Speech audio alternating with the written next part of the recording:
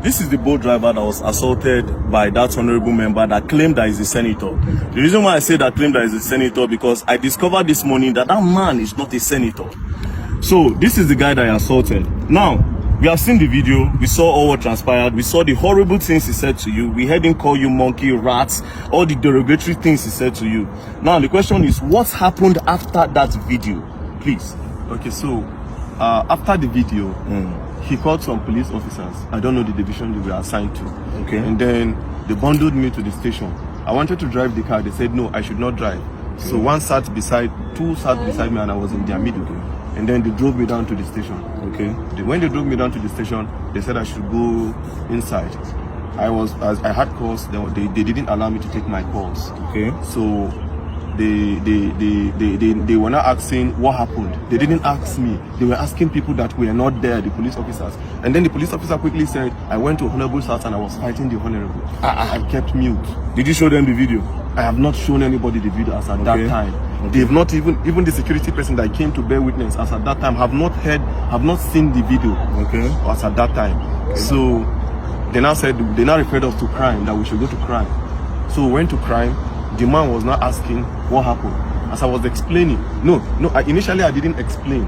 The man now said he cannot actually hear from one side. The other person has to come to actually give his own side of the story.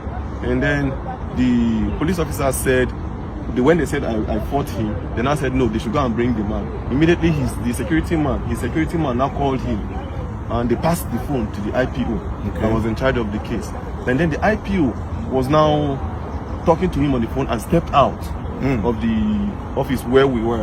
And after some time, he came back and said he wants to go and do investigation at the Honorable's house. Okay, the IPO left you at the station. At the station.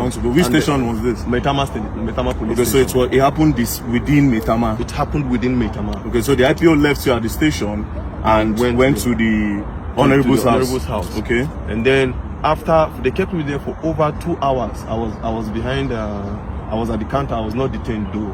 They kept you behind the counter? They kept me behind the counter. And then after 2 hours plus, he came back. And then he was now like, why did I record the video? Why did IPO now change He was not trying to change the narrative. And I asked him, is there a part of the law that says I cannot record what somebody is doing to me? He was becoming a threat to me. And I had to take evidence so that people will know where I am. By this time, was the honorable member there? He wasn't there. He was at home. He was at home. So then I gave me a form to fill, to write my own statement as to what happened. As I was writing, the honorable now came. And then when he came, he started talking and he was shouting. Even at the station? Even at the station. He was calling you names? Calling me names. Like, I still kept mute and I was looking at him. So my colleagues were talking to him. Me, I've already had my own fair share of trauma from him. I don't want to actually have any engagement or any encounter with him.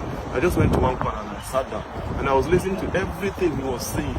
All the names he was calling me, you common boat driver, you're a poor man, you have pride in your poor, you have this, you have that. I kept mute. I said, so the problem you have now is a poor man cannot speak, that I'm in Nigeria and I shouldn't be treated as a foreigner in this country. As I'm from Delta State and I cannot be treated, I cannot have you treat me like a foreigner in my own. Now, when did you leave the station? I left the station at about, I think some minutes to 3 or so. Where's your car? My car is still at the station. So the police collected your car? They collected my car. And you left the station this morning? Yeah, I left the station. Was the honorable member detained? He wasn't detained. They let him go? They let him go. That's really, really sad. Now, I want to ask you a question. The woman that sent you that message, do you know her name? I didn't know her name per se. Do you know her business name? I don't know her business name. It was a request. But I think I checked from my boat app. I think the last request that came in when I tried calling from the app, it was, I think, Gloria. Gloria? Yeah. Because she said something in that video. She said something like, and do you know who he is? She was also supporting him. That's why I'm asking you that if you know who she is. Now, what did you go and deliver to him? What even really happened? Just give me a brief summary of what happened before that video. Okay, before the video, I actually got a request on boat.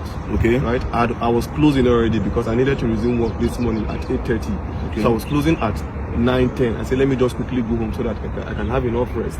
So I got this request to Maitama. I felt it was a normal request. And then she told me, no, that it's not a request, that I'm picking something up from a garden.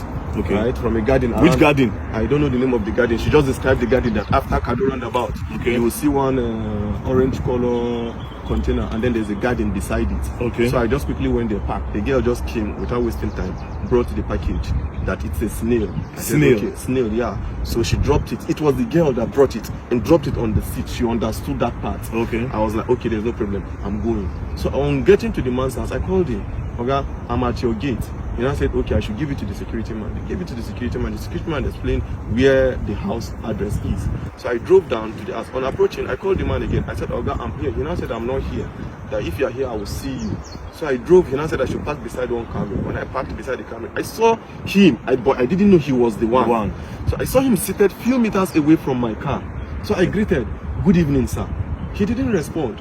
Good evening, sir. He didn't respond. So I presume he is not the one that I'm supposed to deliver this thing to. Okay. And since he didn't answer, the next thing is for me to call the person that has this package. The next thing I dialed the person's number, and his phone rang. And then the next thing he was like, are you stupid? Are you mad? Are you a fool? Bring my stuff for me. So I was not happy at the way he talked to me because I was doing my professional job, right? I was not happy. So I was like, okay, this thing you're saying to me, it has not gotten to it. Normally, I'm not even supposed to bring this thing to you. You are supposed to come and pick it yourself. Yeah. That was the only thing that got him angry. You are asking me to come to your car to pick my stuff? Are you okay? Do you know who you're talking to? It's okay. I can see the anger on your face, don't worry. The truth is that Nigeria is for everybody. Nigeria is not for one person. If an honorable member will be treating people like this, then just imagine what the president is supposed to do. Now, I need to remind you, we are all clamoring for the youth to come to power. See this one and our youth. I always say something. The youth are looking for a better... They are not trying to make this country better, a lot of them. They want to get power to do worse than these people because they have a better way of hiding this evil than these old men in power. But nevertheless, the man does not have immunity. I just discovered that he's not a senator. So actually pursue this case. And I believe that the law will take its course.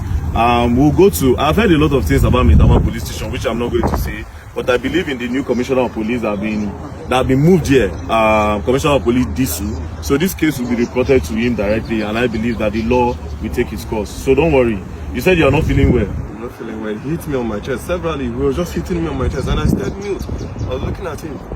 So when he was becoming much of a threat to me, initially I did not record because I didn't go there with intention of fighting. If I went there with another motive, I would start recording from the very beginning.